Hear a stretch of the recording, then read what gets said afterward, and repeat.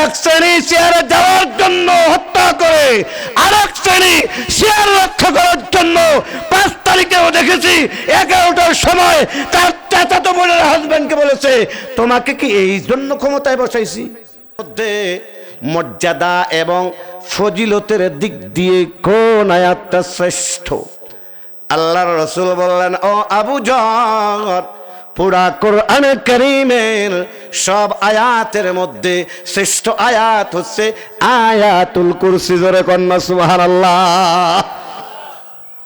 ও ভাইয়ারা আমার, কান খাড়া করে শুনে এইদিকে মুতাওয়াজ্জু। আমি আপনাদের সম্মুখে 3টা হাদিস বলছি। জোরে কোন কয়টা? আরো জোরে কোন কয়টা? আবু হুরায়রা বর্ণিত, উবাই বিন কাব বর্ণিত, আবু যর বর্ণিত। 1 নম্বর আর 3 নম্বর হাদিসের মধ্যে আল্লাহর রাসূল ডাইরেক্ট বলেছেন পুরা কোরআনে কারীমের লিডার হচ্ছে আয়াতুল কুরসি।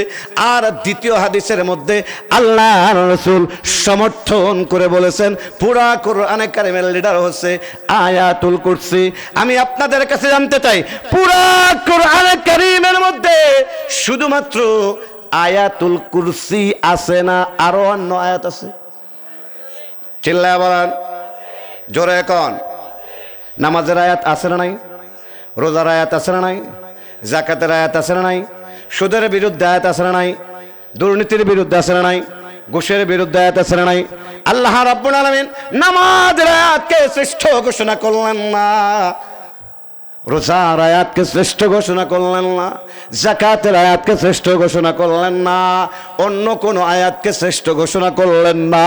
শ্রেষ্ঠ ঘোষণা করলেন আয়াতুল কুরসিকে। জোরে কন্না সুবহানাল্লাহ। হোয়াই কেন? কেন? আরেকবার বলবো, বললে তাদের সাথে সাদৃশ্য হয়ে যাবে। কেন এত আয়াত থাকতে এই আয়াতটাকে শ্রেষ্ঠত্বের মানদণ্ড দিলেন? কেন? কেনর উত্তর শোনার আগে আমাদেরকে বুঝতে হবে, what do you mean by kursi? কুরসি দ্বারা আমার আল্লাহ কি বুঝিয়েছেন? কুরসির অনেকগুলি অর্থ।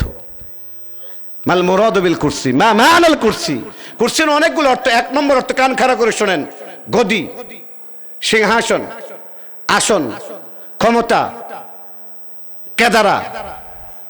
কিছু বুঝছেন? শেষেরটা বুঝছেন? বাঙালি বাংলা বললে বুঝে না, ইংরেজি বললে ঠিকই বুঝে। কথা কন ঠিক না? বিশ্ববিদ্যালয় বললে বোঝে না, ইউনিভার্সিটি বললে ঠিকই বুঝে। বাংলা ভাষা মধুর ভাষা। বাংলা ভাষাটা 5টা ভাষার সমষ্টি। তৎসম, অর্ধতৎসম, তদ্ভব, দেশি, বিদেশি। 5টা ভাষা। জোরে কোন কয়টা? এই বসেন, কষ্ট হয়। কয়টা ভাষার সমষ্টি? কয়টা? 5টা ভাষার সমষ্টি বাংলা ভাষা। এই যে আমি বললাম কেদারা, এই কেদারা কি বাংলা না ইংরেজি? বাংলা। আর ইংরেজি কি? জোরে কন, আরো জোরে কন। আমার আল্লাহ অন্য কোন আয়াতকে শ্রেষ্ঠত্বের মানদণ্ডে দিলেন না, দিলেন হচ্ছে চেয়ার নামক আয়াতকে। হোয়াই? কেন? এই জন্য দিলেন, পৃথিবীতে যত সমস্যা এই চেয়ারকে কেন্দ্র করে। কথা বলুন ঠিক না? জোরে কোন ঠিক না? এক শ্রেণী চেয়ারে যাওয়ার জন্য হত্যা করে আরেক শ্রেণী চেয়ার রক্ষা করার জন্য 5 তারিখেও দেখেছি 11টার সময় তার চাচাতো বোনের হাজবেন্ডকে বলেছে, তোমাকে কি এই জন্য ক্ষমতায় বসাইছি? যত লজ্জায় যাক, আমার চেয়ার লাগবে। কথা বলুন ঠিক না? জোরে বলুন ঠিক না? সেই জন্য আমার আল্লাহ এই চেয়ার নামক আয়াতকে পুরা কোরআনে কারীমের লিডার ঘোষণা করলেন। জোরে কন্না সুবহানাল্লাহ। জোরে কন্না সুবহানাল্লাহ। সেই জন্য এই চেয়ার কোরআনে কারীম দিয়ে পরিচালিত হোক। চান কি চান না? জোরে কোন চান কি চান না? কারা কারা চান? হাত টান টান করে উঠে গেলেন। লিল্লাহি তাকবীর, লিল্লাহি তাকবীর। হাত নামান ভাইয়ার আমার। যতদিন পর্যন্ত এই ক্ষমতার চেয়ার কোরআন দিয়ে পরিচালনা হবে, ইসলাম ওরাদের দিয়ে পরিচালনা হবে, ততদিন পর্যন্ত বাংলার জমিন থেকে দুর্নীতি বন্ধ হবে না, হবে না, হবে না। কথা বলুন ঠিক না? বারবার বাংলাদেশ দুর্নীতিতে চ্যাম্পিয়ন হচ্ছে কি হচ্ছে না? বাংলাদেশ স্বাধীনতার পরে 54 বছর হয়ে গেল। বাংলাদেশের সকল মানুষের অধিকার কি প্রতিষ্ঠিত হয়েছে? জোরে বলুন, আরো জোরে বলুন। লক্ষ লক্ষ কোটি কোটি টাকা দুর্নীতি করে বিদেশে জমিয়েছে, কথা বলুন ঠিক না? শুধু একজনের অ্যাকাউন্টেই যুক্তরাষ্ট্র 200 বিলিয়ন ক্রক করছে। কত বিলিয়ন? কথা বলেন না কে? 200 টাকা না ভাই, 200 লক্ষও না, 200 কোটিও না, 200 বিলিয়ন। বিলিয়ন বুঝেন? পদ্মা সেতু এত দুর্নীতি হয়েছে, বিশ্বব্যাংক দুর্নীতির কারণে বন্ধ করে দিছিল, তারপরেও পদ্মা সেতু তৈরি হইতে খরচ হয়েছে 3.6 বিলিয়ন। কত? 3.6 বিলিয়ন। আর একজনের অ্যাকাউন্টে যুক্তরাষ্ট্র ক্রয় করছে 200 বিলিয়ন। এখন আপনি 200 বিলিয়নে যদি 3.6 দিয়ে ভাগ দেন হয় 55টা, অর্থাৎ একজনের অ্যাকাউন্ট থেকে আমেরিকা রাইখা দিছে 55টা পদ্মা সেতুর সমান টাকা। কথা কোন থেকে না? ওই টাকা যদি থাকতো বাংলাদেশে 55টা পদ্মা সেতু হইতো। কতটা? জনগণ, এখন আপনাদের ভাগ্য যদি পরিবর্তন করতে চান, কোরআন ওয়ালা দিয়ে রাষ্ট্র পরিচালনা করতে হবে। রাজি আছেন? রাজি আছেন?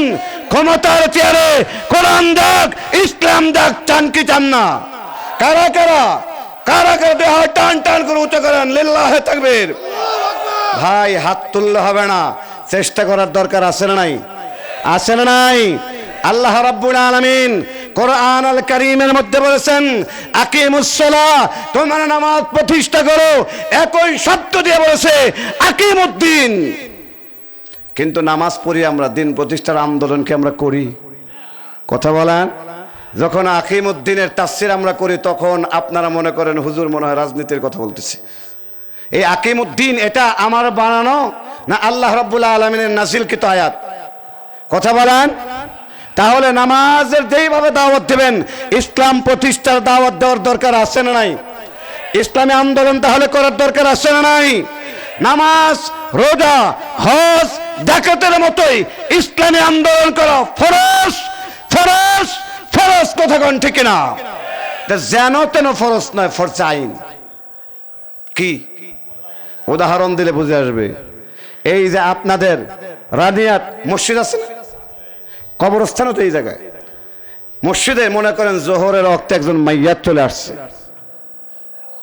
কে আসছে? মাইয়াত আসছে। এখন আগে আপনি জানাজার নামাজ পড়বেন না আপনি জোহরের 4 রাকাত ফরজ পড়বেন? কেন?